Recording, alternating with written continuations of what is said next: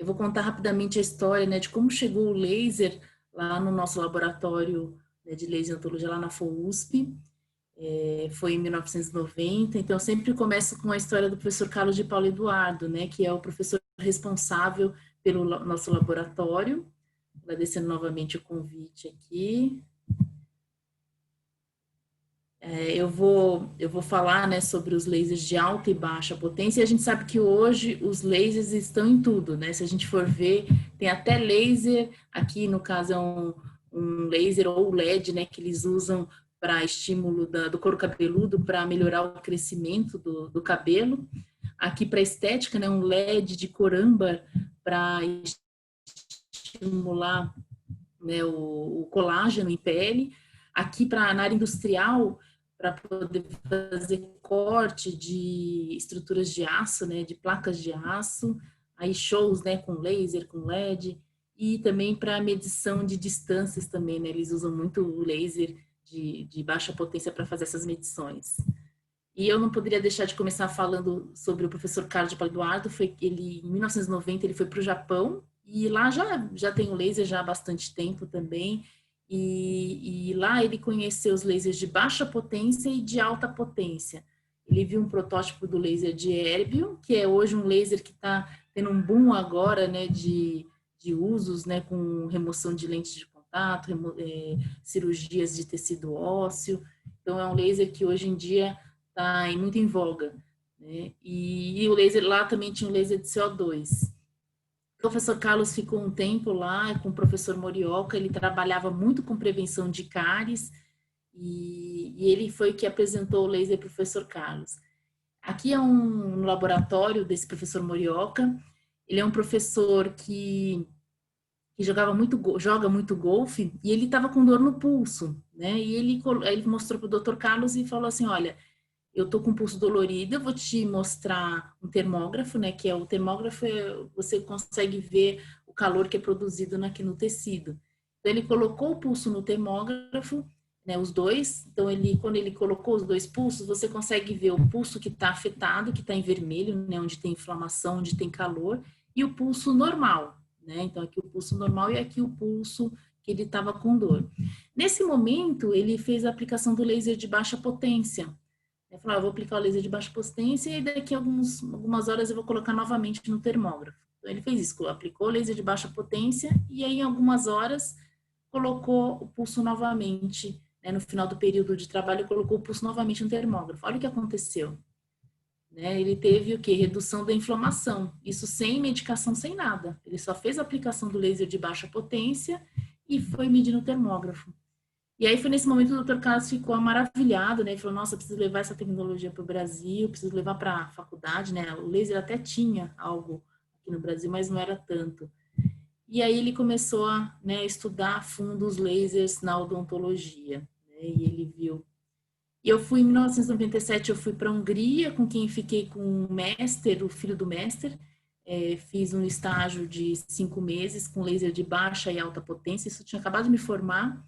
Aí foi uma honra ir para Budapeste e conhecer o laser, o berço do baixa potência, do laser de baixa potência.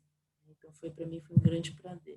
E hoje a gente sabe, né, nas várias pesquisas, né, que tem tanto, né, nas áreas biológicas em relação ao laser, que o laser pode atuar com tantos benefícios, né? Eu estou falando mais do laser de baixa potência agora.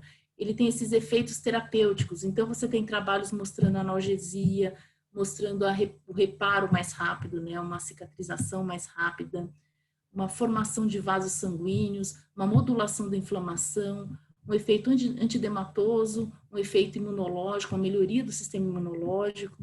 Você tem, com a associação dos corantes, você tem a terapia fotodinâmica, né, que é para reduzir micro-organismo local, né, usando o laser de baixa e um corante específico.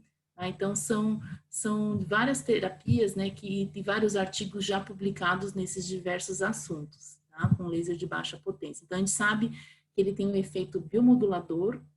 Ele pode estimular e proliferar células e síntese de colágeno, porque tem liberação de fatores de crescimento e aumento também do ATP mitocondrial. Você tem um aumento de energia da célula, por isso que você tem um efeito de um reparo mais rápido. Você tem o efeito analgésico, porque a gente sabe que o laser, você pode ter liberação de opioides endógenos, né, endorfinas, encefalinas, que causam o efeito analgésico, né, no organismo humano, né, e animais também. Aumento da microcirculação local. Quando você tem um aumento da microcirculação local, você elimina substâncias que causam a dor, né, que são essas substâncias halógenas.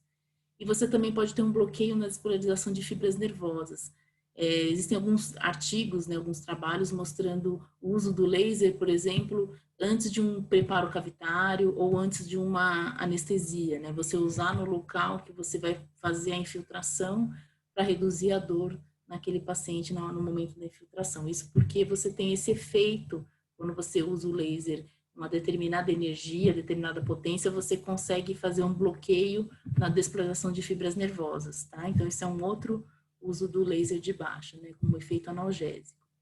O efeito de modulação da inflamação, né, que nem o professor Morioka demonstrou naquela aplicação nos pulsos, né, então você tem um aumento da microcirculação, tem uma inibição de fatores quimiotáticos, aumento da drenagem linfática e aumento no número de células de defesa, né, então você também tem um efeito de modulação da inflamação. E aí a gente vem as diversas indicações dos lasers de baixa potência, né? Na área do estômago, né?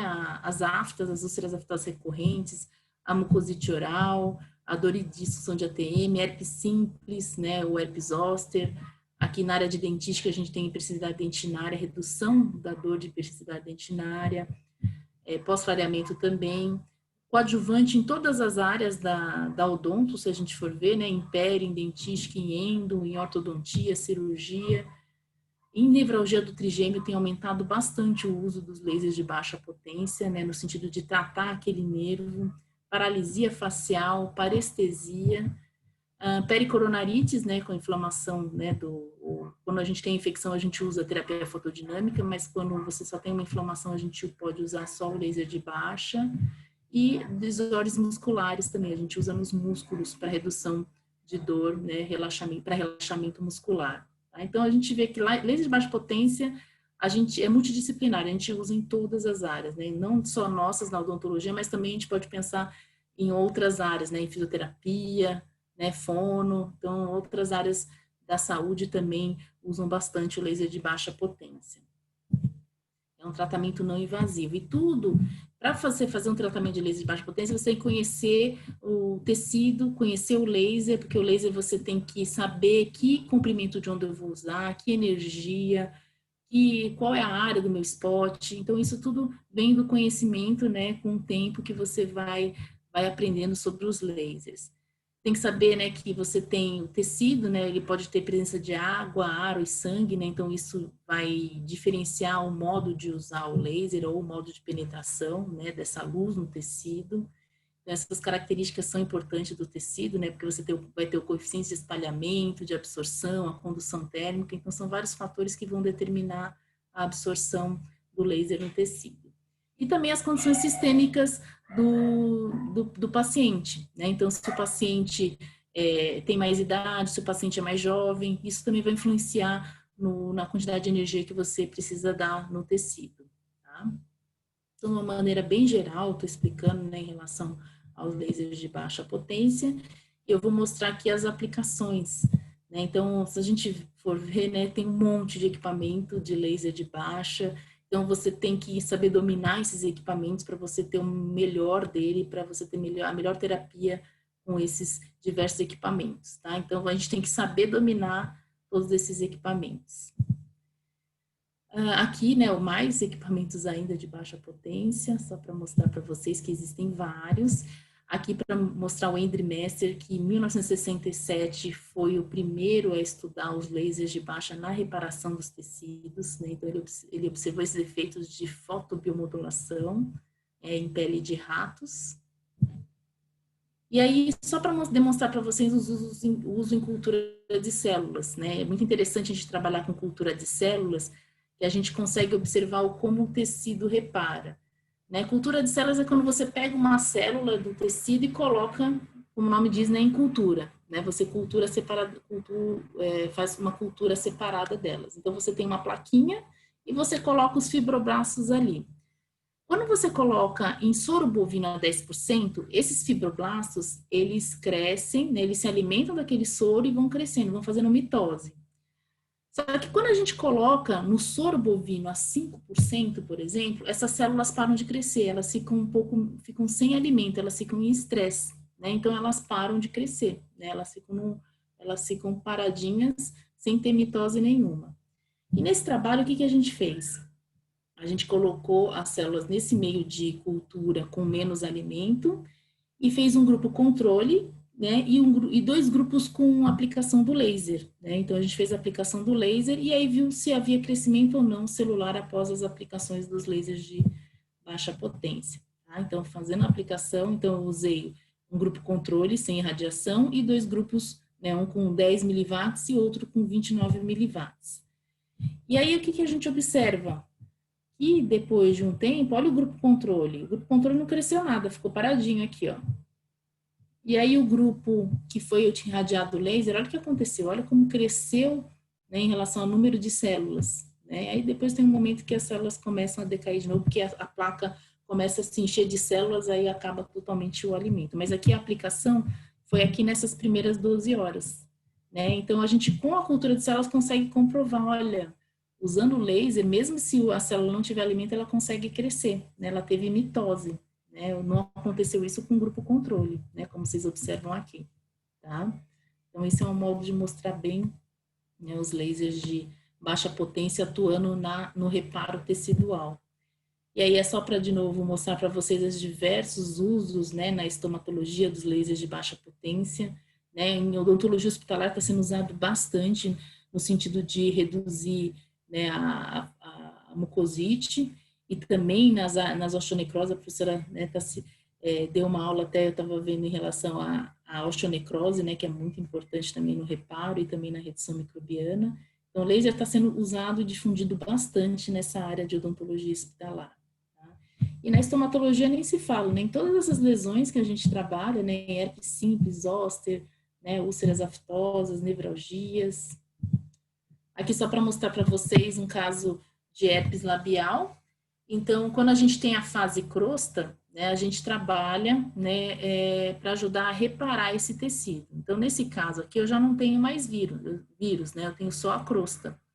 Então, nesse caso, eu indico só a aplicação, por exemplo, do laser, né, de emissão vermelha para ajudar a cicatrizar. Né? Se eu tivesse já vesícula, se eu tivesse já o vírus, eu já ia fazer uma terapia fotodinâmica, porque eu ia associar o azul de metileno, por exemplo, com o laser, para você ter redução microbiana local, uma redução viral. Né? Nesse caso aqui, não precisei, porque eu já não tenho vesícula. Tá? Então, nesse caso, só para vocês verem o acompanhamento, né, fazendo laser nessa fase, a paciente tinha um pouquinho de dor, porque toda hora ela abria o sorriso, e aí tinha dor aqui. Então, a gente fez uma aplicação, olha 24 horas após, como fica o tecido. Olha a redução da área. Isso 24 horas após, aqui 3 dias, né, com 72 a 3 dias, aqui 4 dias e aqui 6 dias após, né, a reparação total, tá? Então, a gente procura usar o laser para ajudar na reparação, para ter uma reparação mais rápida.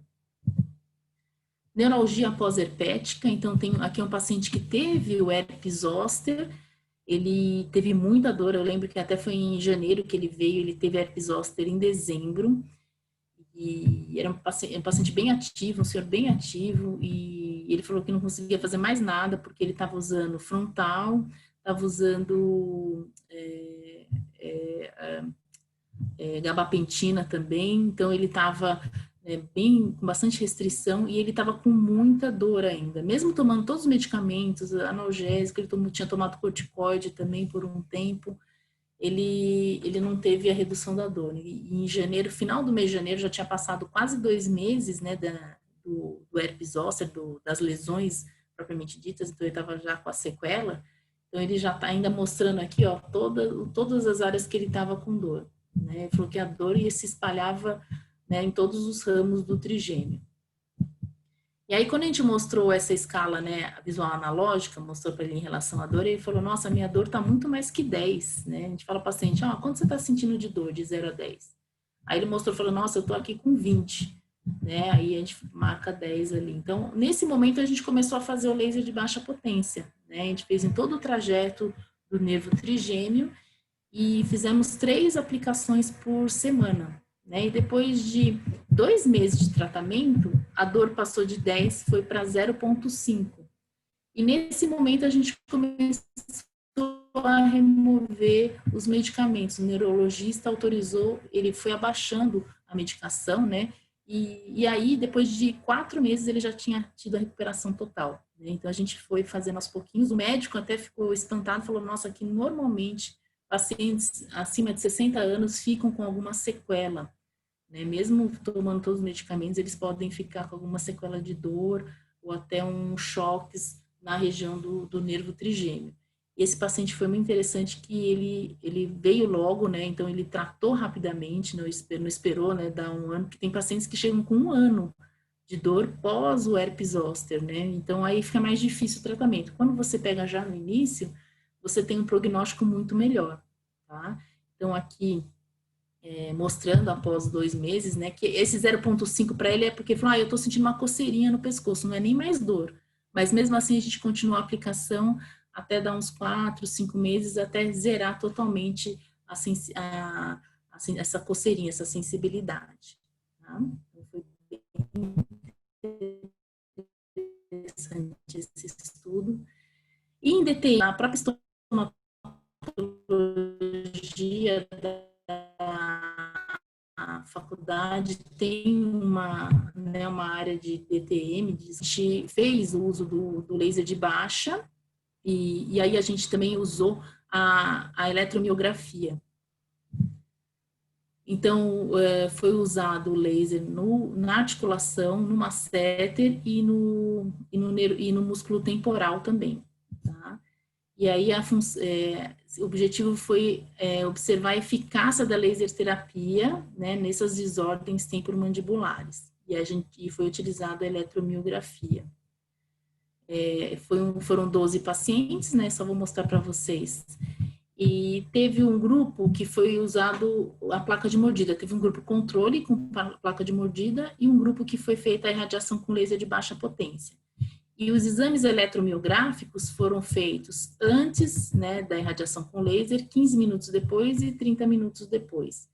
E o grupo controle foi usado o laser desligado, né, foi usado o laser placebo, né, e também foi feita a medição através da eletromiografia. Aqui só para mostrar o posicionamento dos eletrodos aqui, olha, né, foi reposicionado quando foi fazer eletrodos na mesma posição. Então, aí, aqui só para mostrar para vocês como é feita essa avaliação eletromiográfica. E aqui só os gráficos obtidos. A gente sabe que para ter o músculo numa atividade normal seria em torno de 2 microvolts aqui. Então, tem o grupo laser e o grupo controle com placa de mordida. Aqui os parâmetros do laser que a gente utilizou um laser, né, mais antigo da DMC, esse trabalho foi em 2007.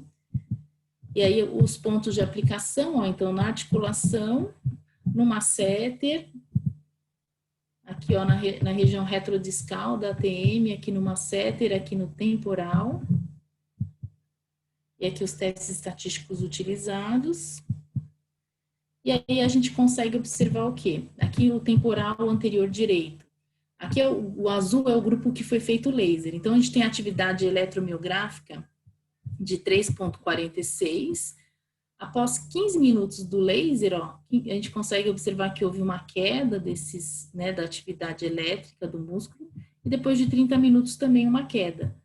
Aqui é o grupo controle. Então a gente observa o antes aqui, 15 minutos depois e 30 minutos depois. Aqui o temporal anterior esquerdo, também um comportamento parecido, né? Que você tem o grupo que foi feito laser, você tem o decaimento dessa atividade elétrica muscular.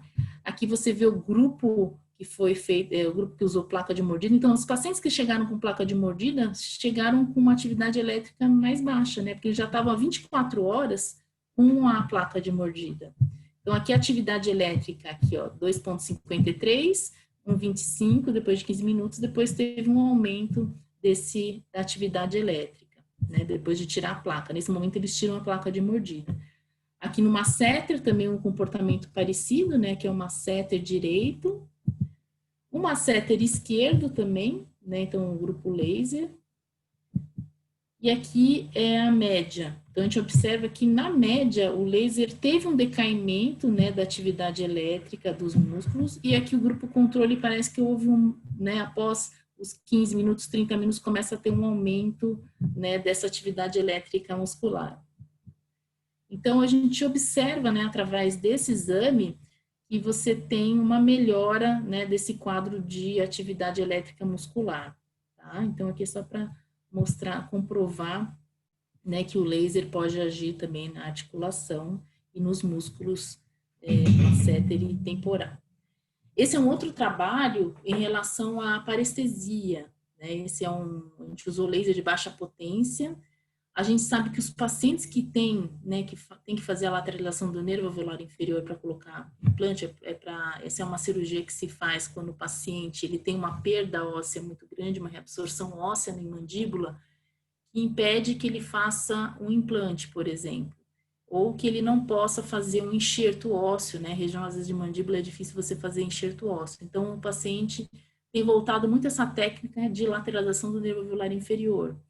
Só que o que acontece é que 100% dos pacientes, eles perdem a sensibilidade, né? Porque você manipula o nervo e essa sensibilidade pode voltar de 6 meses a 2 anos, né? Então, você tem uma recuperação muito longa ali. E nessa tese, a Ana Maria, ela fez a irradiação do laser de baixa potência após as cirurgias. Então, só para mostrar para vocês que essa cirurgia é feita da seguinte maneira: você faz uma janela óssea para expor o nervo alveolar inferior. Aqui é o nervo alveolar inferior, aqui ó, o mento, aqui ó, aqui o mento do paciente, aqui o forame mentual, né, e saindo o nervo mentoniano aqui, só para vocês verem. E aqui você tem o nervo alveolar inferior. Então, aqui, ó, fazendo a janelinha ali, e aí aqui você vê aqui o nervo alveolar inferior passando por aqui, tá? Só vou mostrar, removendo a janelinha óssea, olha o nervinho ali passando, né? Aqui você colocando uma curetinha para poder fazer o tracionamento. A gente usa hoje, essa cirurgia foi feita pelo professor Ulisses Tavares, ele coloca o que? Ele coloca uma fita de látex aqui, de estéreo, né? E aí ele faz o tracionamento desse nervo alveolar inferior. Quando ele faz esse tracionamento, ele já posiciona os implantes aqui, ó. Então, posiciona os implantes e aí solta o nervinho aqui nessa região. Então, se você seccionar esse nervo, você perde totalmente a sensibilidade dessa região, tá? Tem que tomar o máximo de cuidado. Então, aqui, olha, o implante e o nervo alveolar inferior. E aqui só para mostrar para vocês, quando você faz o tracionamento do nervo, você consegue ter um implante com uma ancoragem melhor. Aqui você tem, aqui é sem o tracionamento do nervo, tá? Sem a lateralização. Então aqui o lado que foi feito com lateralização e aqui sem a lateralização, que você ainda tinha um pouquinho de altura para colocar um implante. Tá? Aqui já não, aqui precisaria de mais. E aí ela fez a aplicação do laser. Teve um grupo que ela usou vermelho e outro grupo ela usou infravermelho, sendo feito 12 radiações por semana. Então, aqui, para mostrar para vocês as radiações aqui foram os parâmetros utilizados. Então, aqui 3.6, seja a aplicação, laser de baixa tensão, e pegando aqui a região do mento, tanto externamente como internamente, também na área externa, tá? Interna e externa. E são feitos os testes de avaliação. A gente usa muito o teste por pincel e o teste, né, com fio de nylon, que é uma batidinha que a gente faz para ver se o paciente sente. Aí a gente quantifica, fala para o paciente se ele sente normal, que é sim. Quando não sente absolutamente nada, é não. E se é parcial, ele fala P. E aí a gente coloca tudo em tabelas. E também fazemos um teste térmico, com frio e com quente. Hoje em dia a gente só faz com frio, porque não tem diferença estatística entre o teste quente e o teste frio, tá? Então, aqui, olha, só para mostrar para vocês, os testes térmicos, e aí os pontos, né, aí é tudo colocado em estatística, né, levado para estatística para a gente poder fazer a avaliação do retorno neurosensorial. Então, a gente tem as avaliações, aqui foi feita a avaliação na segunda sessão da laser terapia, sexta e 10ª sessão. E aí o que foi observado que a grande maioria dos pacientes, na 8ª sessão, você já tinha praticamente o retorno total de sensibilidade, né? E sendo que depois de 10 sessões, né, praticamente todos os pacientes já tinham tido o retorno total. Então foi bem interessante, porque o próprio cirurgião que, né, faz a cirurgia de lateralização, ele falou, nossa, meus casos, retorno neurosensorial começa com 6 meses e vai até 2 anos. Aqui, quando eu usei o laser, né, a gente usou o laser, a gente viu que depois de 2 meses já tinha recuperação neurosensorial praticamente de 100%.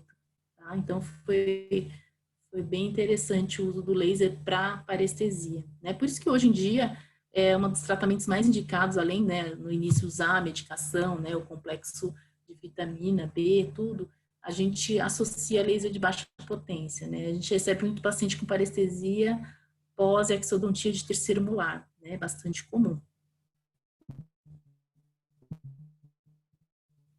Aqui só para mostrar para vocês, né, o trabalho da Ana Maria, então, vários pacientes, e aí, para quantificar, a gente faz uma delimitação da área e vê qual que é a área que não sente nada e qual que é a área que sente parcial, e aí, ó, vai vendo a evolução com o tempo, olha, sexta sessão até o retorno total da reparação, do retorno neurosensorial completo, tá? Então, só para mostrar para vocês, ó, toda a área que foi reduzindo até chegar ao 100%.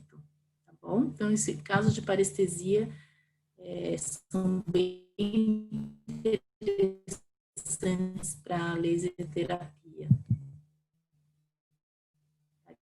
Só para mostrar, né, o retorno neurosensorial. Aqui, ó, 7. Nervo também a gente usa para paralisia facial. Então, é bem interessante. A gente tem um artigo até publicado, né, tem tese de paralisia facial, mas isso aqui foi um caso clínico que a gente fez no Lelo, no nosso laboratório.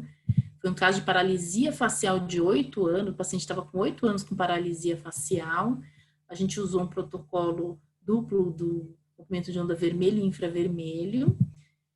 E a aplicação, olha, é feita em toda a hemiface paralisada, tentando acompanhar o nervo facial. Tá? Então, a gente tenta fazer todo o trajeto onde o paciente tem dificuldade na movimentação. A gente faz um teste, né, uma escala de House-Brackmann, que mostra um grau de paralisia. Né? Então, aqui a gente tem, né, um grau. Então, o grau 1 seria o normal e o grau 6 seria o pior. Tá? Nenhum movimento.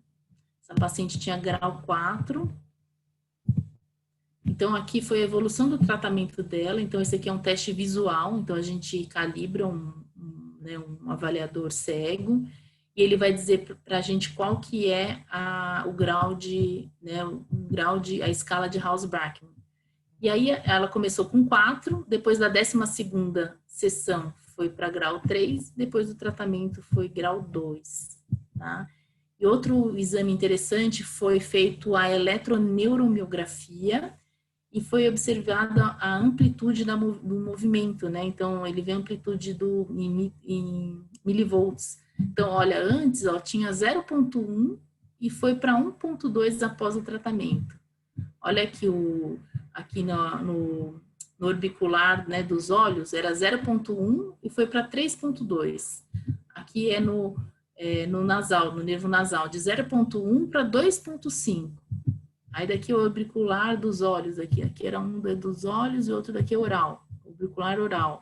Foi de 0,4 de movimentação para 2,3. Né? Então, a gente observa que houve uma ativação, né, do nervo, mesmo 8 anos depois da paralisia facial. Né? Então, você teve um efeito do laser mesmo 8 anos após a paralisia. Né? Aqui mostrando só os lasers, né, quando a gente usa os lasers de baixa potência, que às vezes a gente pega 2, 3 lasers ao mesmo tempo para fazer irradiação. Tá? É só para mostrar aqui E a gente pode usar os lasers de alta como baixa. Laser de alta são lasers que a gente usa para remoção, a gente consegue fazer remoção de tecido, né? Laser de baixa não, laser de baixa é o que eu falei para vocês, é um laser que a gente usa para terapia, né? O efeito de biomodulação, de reparação de tecido, o efeito de modulação da inflamação, o efeito de analgesia. Você não tem efeito térmico do laser. Quando a gente usa um laser de alta, a gente pode cortar um tecido. Só que nesse caso aqui eu estou usando um laser de alta como baixa. Estou fazendo a aplicação, né, nessa paciente com paralisia facial, numa área maior, eu estou fazendo a ponto a irradiação, movimentando o laser na superfície da pele para tentar pegar todo o trajeto do nervo facial. Tá? Esse é um laser de alta, trabalhando como baixa potência. Aqui, né, só para mostrar os lasers de baixa. E o APDT, que eu estava falando para vocês, a gente usa o APDT quando a gente quer redução microbiana. Então, se você tem fungo, bactéria, né, ou vírus, a gente usa o laser de baixa potência associado a um corante. Então, ele precisa de um agente fotossensibilizante para liberar um oxigênio tóxico, que é um oxigênio tripleto, singleto, é um oxigênio que faz com que ocorra a morte de bactérias, de vírus e fungos, tá? Depois que a gente chama de terapia fotodinâmica. Então, a gente precisa do corante, a gente coloca o corante naquele tecido, espera, né, um tempo de ação, né, para absorção, e depois a gente usa um laser de baixa potência para liberar esse oxigênio que é um oxigênio tóxico, né, que vai fazer com que você tenha a morte de bactérias, vírus e fungos. Tá? Só para mostrar.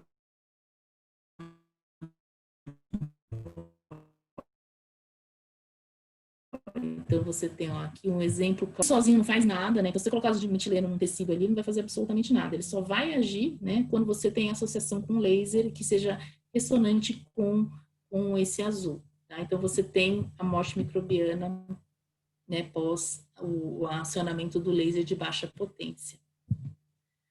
Então, a gente usa também muito em úlceras traumáticas que são, né, bastante duradouras. Você tem uma úlcera que está há mais tempo, então você tem bactéria naquela superfície. Estomatite aftosa recorrente, né, porque você tem vírus no local, né, infecções virais no geral, infecções bacterianas. Líquen plano, a gente usa bastante quando tem um líquen plano erosivo, que em muitos dos casos a gente tem o fungo na superfície, a cândida, né, na superfície, então a gente costuma associar, né, o laser e o azul de metileno.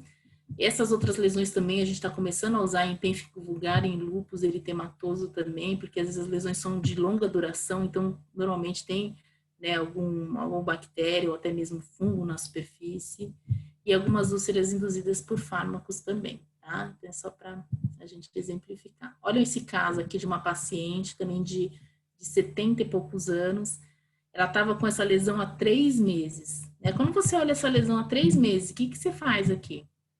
É uma lesão, a paciente fala que não dói, é uma paciente que também tem Alzheimer, então é muito difícil, né, ter um diagnóstico. Quem viu foi a cuidadora, né, que fazendo a escovação via que essa úlcera estava sempre presente ali. Ela não reclama tanto, se alimenta, né, da maneira dela, normal, e aí estava com essa úlcera lá já há 3 meses. A gente vê aqui que tem, né, uma área que parece que tem trauma ali naquela região aqui, né, ó, você tem né, as cúspides bem proeminentes aqui, então até foi feito um alisamento da superfície ali, e nesse caso foi feita uma biópsia, e deu uma úlcera mesmo, não era carcinoma não, era um processo, deu como processo inflamatório crônico inespecífico, né, então, né, uma úlcera ali, tá? Uma afta. A gente usou o APDT, né? Então a gente pôs o azul de metileno, deixou por 5 minutos e fizemos o laser de baixa potência, né? Porque a gente sabia também que tinha, como estava há bastante tempo, então tinha, né, bactérias ali na superfície. Aí fizemos o uso do APDT e depois também o uso do laser de baixa depois da primeira sessão para o fechamento dessa ferida. E depois de um mês, totalmente fechada essa lesão. Tá? Então, aqui, ó, antes, né, estava com 3 meses, Depois do início, né, fazendo com azul de metileno e associando o laser de baixa potência. E aqui, depois da cicatrização, depois de um mês, tá?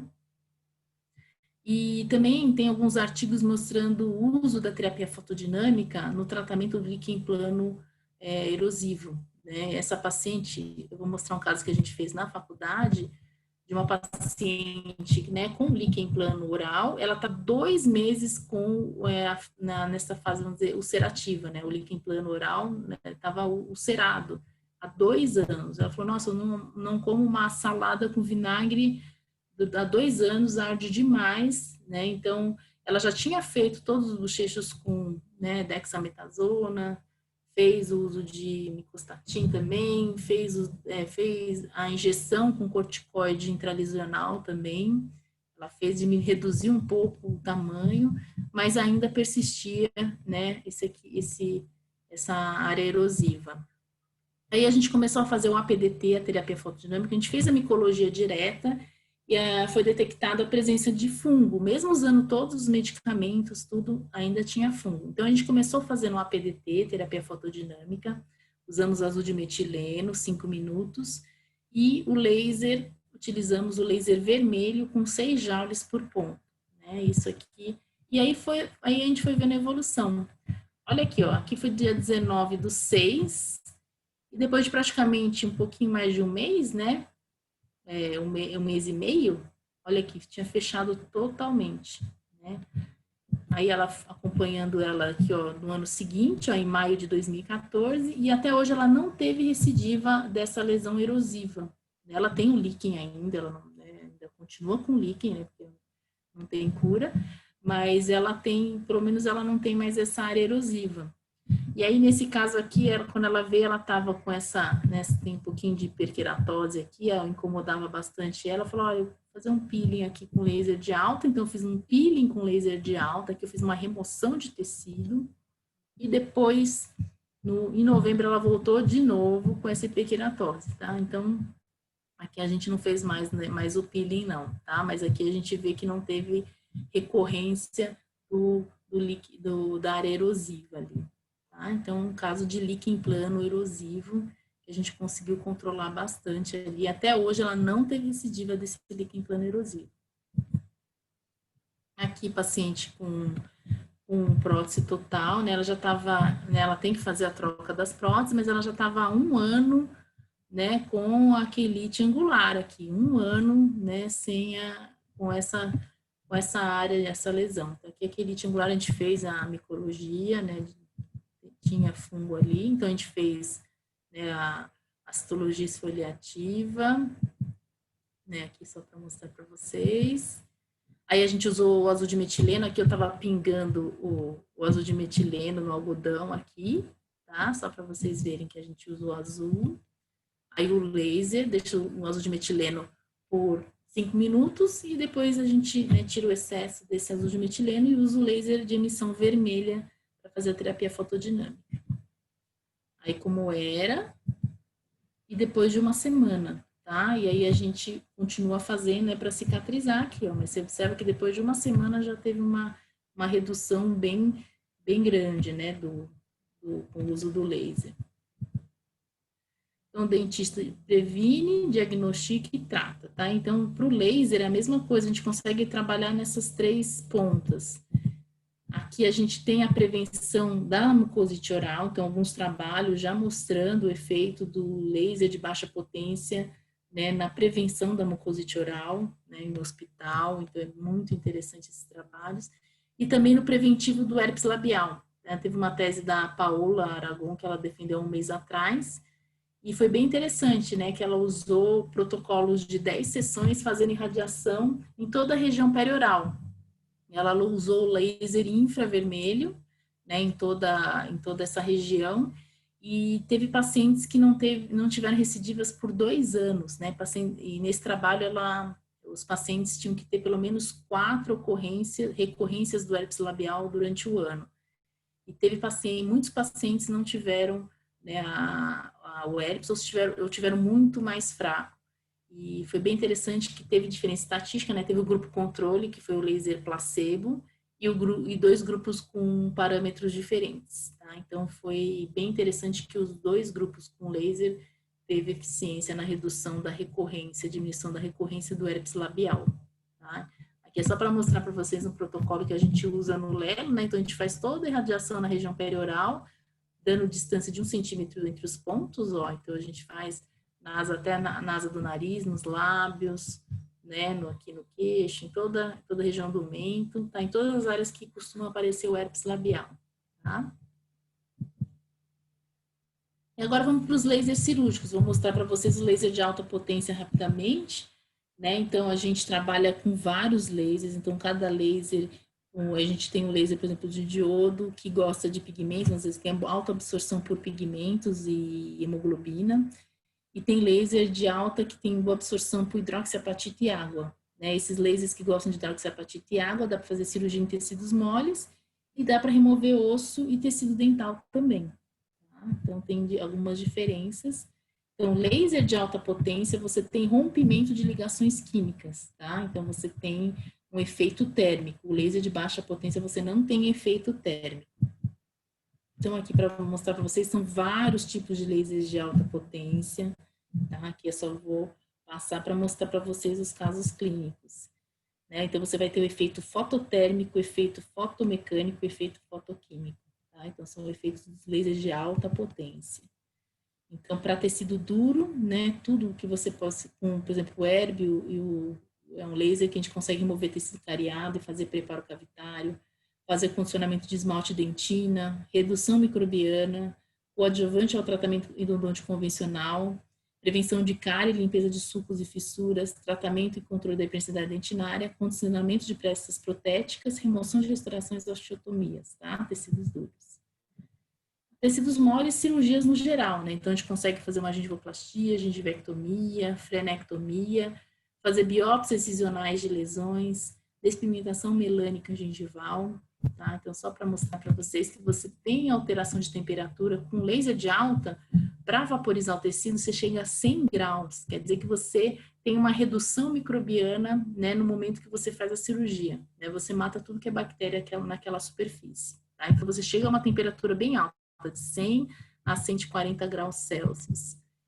E aqui é um gráfico de absorção, a gente mostra muito nas aulas, né, do professor Puig, e aqui mostra que os lasers que a gente usa na odonto, o neodímio, o diodo de alta potência, a gente tem bastante, né, tem equipamentos nacionais, e ele tem boa absorção por pigmentos, né, por melanina, por hemoglobina. Então, você consegue cortar tecido mole com esses lasers.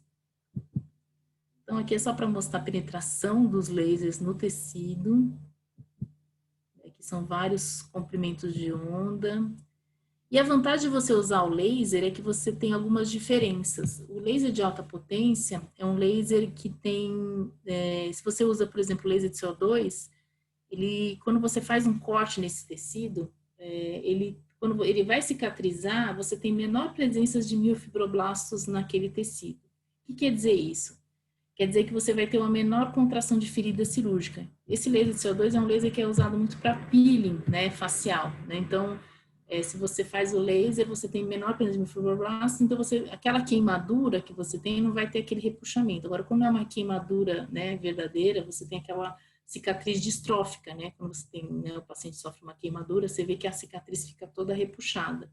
Com laser, não, né? Porque o laser, ele faz com que ocorra a menor presença de miofibroblastos naquela área.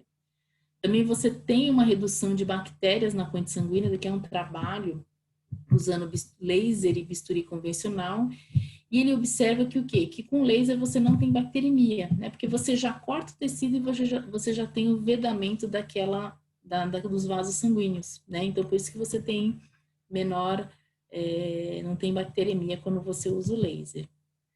E todos os lasers de alta que a gente tem no odonto, a gente consegue cortar tecidos moles, porque tecidos moles são muito ricos em água e pigmentos, né? Então, a gente pode usar qualquer um desses lasers. Aqui é só para mostrar para vocês uma pele de rato, né? Que daqui foi o meu trabalho de doutorado. A gente tem um corte aqui com laser de CO2. daqui é laser de diodo, daqui é bisturi convencional e aqui é bisturi elétrico. Olha a diferença do bisturi elétrico. Tem um dano térmico, se for ver aqui, maior. Tá? Se você for comparar aqui com os lasers, olha quanto que você tem de dano térmico quando você usa o bisturi elétrico. Tá? Então, essa é a diferença. O laser, você tem que ter interação com o tecido. O bisturi elétrico é uma pontinha quente que está cortando o tecido. Tá? Então, é bem diferente. Na pele, só para mostrar o dano térmico que a gente tem, né, do laser na pele, porque você não tem água na pele praticamente, né? Você tem água, mas menos do que a mucosa.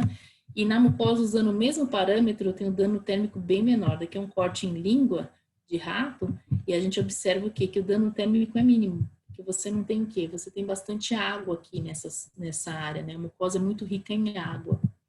Tá? Então, eu vou mostrar para vocês alguns casos de laser de alta potência, são vários lasers de alta potência que eu falei para vocês. Então, basicamente, você tem, né, uma vantagem de ter desinfecção do campo operatório, precisão na incisão, dano térmico mínimo, né, em comparação com o bisturi elétrico, boa hemostasia, melhor visualização do campo operatório, porque você não tem sangue, né, então você consegue visualizar toda a sua cirurgia, menor quantidade de anestésico necessário para a intervenção, menor contração de ferida cirúrgica por conta da menor quantidade de miofibroblastos, né? Redução de dor e edema, ausência de sutura, mínimo desconforto e para pediatria, né? Eu faço bastante freio labial, freio lingual, né? Quando é indicado, e é bem interessante usar na odontopediatria. Tá? E a desvantagem seria o efeito térmico usar o laser de uma maneira incorreta, que aí você pode causar uma área de fibrose ali, dependendo do dano térmico que você causa naquela região, tá? Então, todas as indicações, né, para estômago, né, se a gente for ver, tem em tudo praticamente, remoção das lesões benignas, lesões com potencial de transformação maligna, né, os mucoceles, né, fenômeno de retenção de muco, né, mucocele a gente faz bastante também, despigmentação melânica, tá? Então, eu vou mostrar alguns casos para vocês. A gente pode usar os lasers de alta para coagular, vaporizar ou excisar um tecido. Aí vou mostrar alguns casos para vocês. Então, aqui é um caso, olha, com que a gente usou o laser de CO2. E a gente observa aqui, ó, uma lesão, paciente com, né, prótese total, né, bem antiga, né, várias lesões ali, são várias hiperplasias fibrosas inflamatórias, né, eu já tenho diagnóstico porque eu já fiz a remoção, né, e aqui para mostrar para vocês a remoção imediata, né, daquele aspecto, né, de carbonização superficial. Se você passar uma gase ali mais forte ali, ele começa a sangrar. Então, a gente faz um reembasamento da prótese com aquela resina resiliente. Aí a gente encaminha para exame histopatológico, confirmou HFI, né, hiperplasia fibrosa inflamatória. Aqui o pós-operatório de uma semana, então forma aquela rede de fibrina, aquela área de proteção da superfície.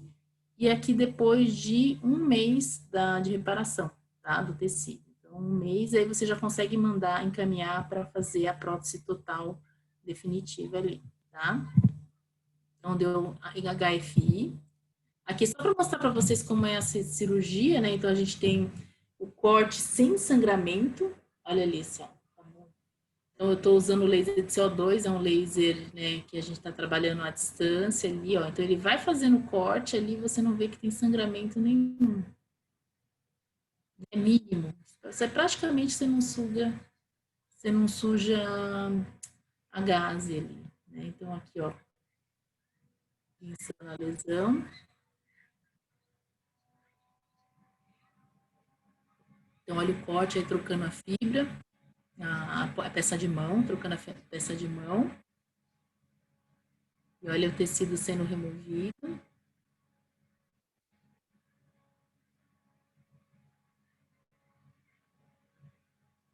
Aí até foi um professor que ele veio demonstrar um laser de CO2 pra gente, que é um caso bem antigo até, de 2000. Aí a pecinha removida ali.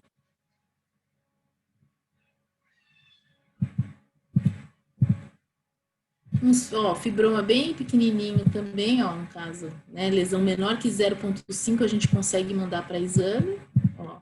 E aqui, ó, uma semana após, paciente sem dor nenhuma, né, e aqui depois de um mês, totalmente reparado, né, a gente não precisa suturar, essa é a grande vantagem de se utilizar o laser. Aqui uma lesão que é lesão periférica de células gigantes, paciente com lesão há 2 meses, então aqui é uma lesão bem sangrante, então qualquer batida ali sangrava bastante para o paciente. Olha aqui, imediato, a pecinha para encaminhada para exame histopatológico aqui após uma semana, após um mês. E aqui após um ano, após o enxerto gengival nessa região, tá? Então aqui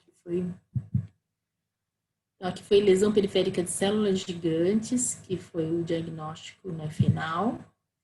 Aqui usando laser de Hébio para remover um fibroma, nesse caso, o Hébio, algumas vezes, a gente nem precisa, às vezes, fazer anestesia, a gente só faz a aplicação de anestesia tópica. É possível também com laser de Hébio. Com CO2 e com diodo não, mas com laser de Hébio sim. Então aqui a gente consegue, ó, fazendo a remoção, ó, você vê que fica um pouquinho mais cruento, né, com o laser de Hébio. Aqui a pecinha encaminhada para exame histopatológico. E olha aqui, ó, após 3 dias, você praticamente não vê a lesão aqui. Daqui foi um pouquinho, aqui, nesse caso foi dada anestesia local, né? Então você vê só a área da anestesia. Mas com Hébio, hoje os lasers de Hébio permitem que a gente não use a infiltração. A gente pode usar o laser somente, e você pode fazer somente com um anestésico tópico, tá? Dá para fazer também.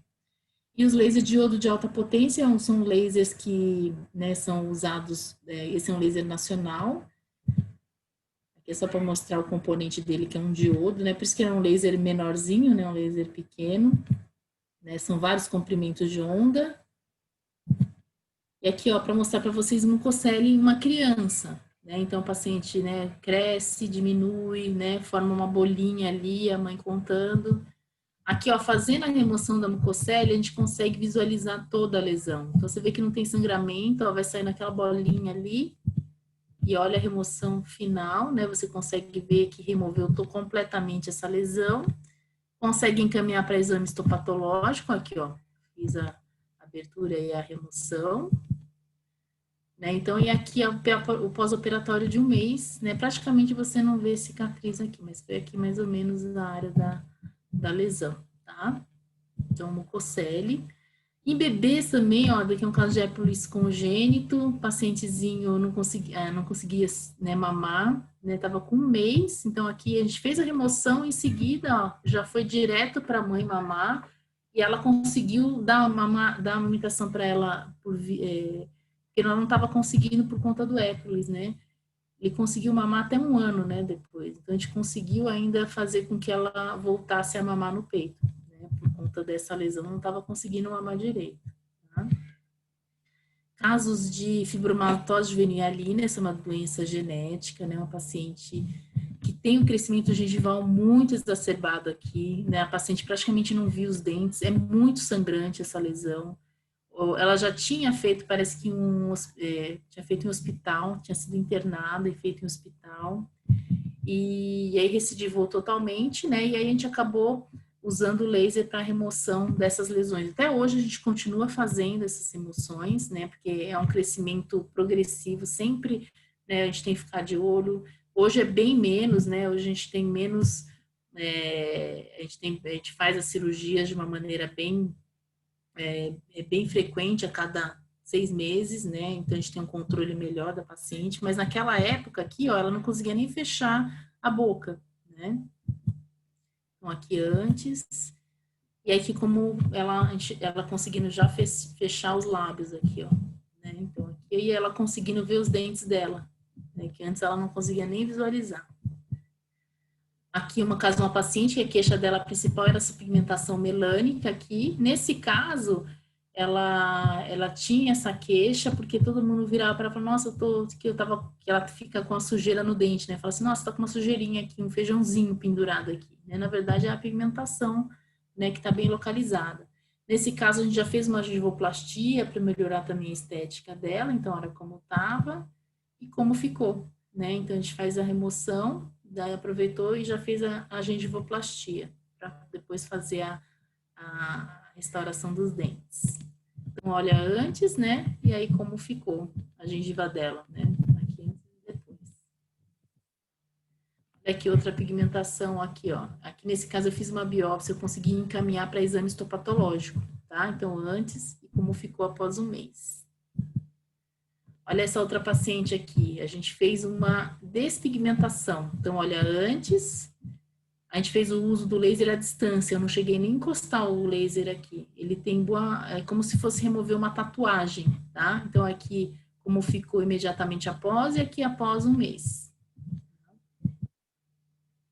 Lesões vasculares, a gente usa bastante para lesões vasculares no modo de fotocoagulação. Então aqui era uma pacientezinha aqui com essa pequena, a gente fala uma variz oral, na verdade não é hemangioma, é uma variz oral porque surgiu depois, né? Ela teve um trauma na região, apareceu essa variz, PO imediato, aqui uma semana após e aqui um mês após, forma uma casquinha que cai e aí forma tecido normal ali. Olha como aqui essa paciente também, ó, antes, imediatamente após, uma semana e um mês. Olha como é que é o procedimento. A gente faz uma local e aí a gente faz o laser desfocado. A gente não encosta no tecido. E aí só uma aplicação, tá? 10 segundos de aplicação. Olha esse outro caso, já é um caso, já é uma malformação vascular. Então a gente tem antes e aqui depois de 2 sessões, tá? A gente consegue ver uma redução, né, do volume do tecido aqui, ó. Tá? Olha esse outro pacientezinho aqui, ó, antes e depois de 2 sessões de laser, ó, como fica. Tá? Aqui um outro caso de fotocoagulação, então, ó, aqui nesse local, esse aqui era mais extenso, era uma área bem grande, né, então a gente fez um tratamento, aí depois 45 dias da segunda irradiação, e aí depois o caso final, depois de 2 anos, né, o paciente ficou satisfeito, tinha na pele também que a gente queria encaminhar para um dermato, né, mas ele estava satisfeito, ele não quis mais fazer a outra intervenção. Então, antes como era, né, ele mal conseguia fechar a boca, né, e aqui, após as sessões do laser, tá? Em leucoplasias, é bem interessante o uso do laser em leucoplasia oral, né, nessas lesões com potencial de transformação. Nesse caso, a leucoplasia oral, essa é a proliferativa verrucosa, né? Então, ela é uma lesão bem mais, a gente considera perigosa, né? Essa paciente te acompanha de perto, ela não fuma, não bebe, né? Tem a saúde perfeita, mas ela tem essa lesão desde os 25 anos. Na verdade, era uma lesão pequenininha, e quando ela chegou para a gente aos 38 anos de idade, ela, né, chegou para a gente com 38 anos de idade, e ela estava com uma lesão desse tamanho aqui, né? Aqui só para mostrar que a gente fez a remoção com laser de neodímio, não laser, e aí a gente fez a remoção de toda a lesão, tá? E eu estou fazendo acompanhamento dela, então aqui fizemos a remoção, olha, em 3 partes, né? Eu dividi em 3 partes, para mandar para exame histopatológico. E aqui o acompanhamento depois de 3 meses, e aí a gente acompanha, depois dessa cirurgia já tem quase 2 anos já. Então tá bem, tem uma areazinha assim, parece que tá com recidiva aqui, é o único pontinho que ficou, mas olhando assim, não evoluiu, é uma fibrose, né, da cirurgia ali. E aí é só para mostrar aqui como a gente faz. Então a gente, olha, faz um peeling, meio que um slice, né, não é o peeling, é um slice. Você vê que não tem sangramento nenhum ali, olha. Eu delimitei a área e vou fazendo essa remoção do tecido ali. Então,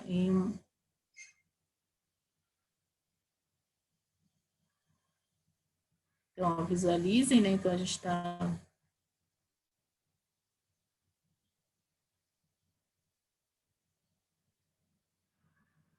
Tudo bem? Aqui, para terminar, né? Falar de todos... Né, a gente tem que usar óculos de proteção, evitar a superfície refletiva, daqui tudo que a gente precisa, né, para poder ter um bom uso do laser, usar sugador de alta potência, né, para remover todo aquele o odor, né, a fumaça que vem a surgir, né, por conta da vaporização. A gente tem que evitar produtos inflamáveis, a gente tem um acesso limitado com o uso de interlock, né, que tem no equipamento. A gente tem que ter um protocolo adequado para cada procedimento, porque são vários, vocês viram que são vários lasers, né? Então, em uma hora é muito difícil falar de tudo, né? Então, eu dei um passant em tudo, né? Falando de laser de baixa usando para terapia fotodinâmica e laser de alta potência. Então, são vários lasers, então por isso que você tem que ter um protocolo adequado para cada procedimento. Um aviso de segurança nas portas, na porta que você usa o laser, né? Botão de emergência do equipamento, chave de segurança, e a gente trabalha com pedal, né? Então, o laser só vai cortar se você apertar um pedal ou um botão que tem no próprio equipamento, às vezes no próprio peça de mão, tá? E só para mostrar aqui para vocês o aviso de segurança que a gente tem nas portas, né? Aqui você usa o laser de baixa, de alta. Aqui para mostrar para vocês aqui, após cirurgia ortognática, né? Paciente com parestesia, então estou fazendo o laser de baixa com auxílio da minha assistente. Eu fico à disposição de vocês, se vocês quiserem fazer perguntas, eu deixo meu Instagram também, se vocês quiserem também fazer perguntas por lá, eu deixo as pesquisas lá também. A gente deve retornar as pesquisas somente no ano que vem, em fevereiro, né, que a gente provavelmente vai retomar as atividades de pesquisa, mesmo que as pesquisas clínicas estão paradas, né? Porque a gente tem vários pacientes vários estudos, né, para parestesia, paralisia facial, nevralgia do trigêmeo. Quem quiser indicar, tiver conhecimento de alguém que precise, também pode indicar para o nosso laboratório, tá? Pode me mandar mensagem, mas acho que só vai voltar mesmo ano que vem, tá? Então eu fico à disposição se vocês quiserem perguntar algo também. Aqui só para mostrar o nosso querido Albert Einstein, né? Ele é uma frase dele, ó, fazendo a mesma coisa dia após dia, não há de se esperar resultados diferentes, né? Ele, na verdade, é uma foto fake, tá? Só para mostrar para vocês que eles pegaram a foto do Einstein para tocar guitarra, mas naquela época não tinha guitarra, né, para o Einstein. Tudo bem, pessoal?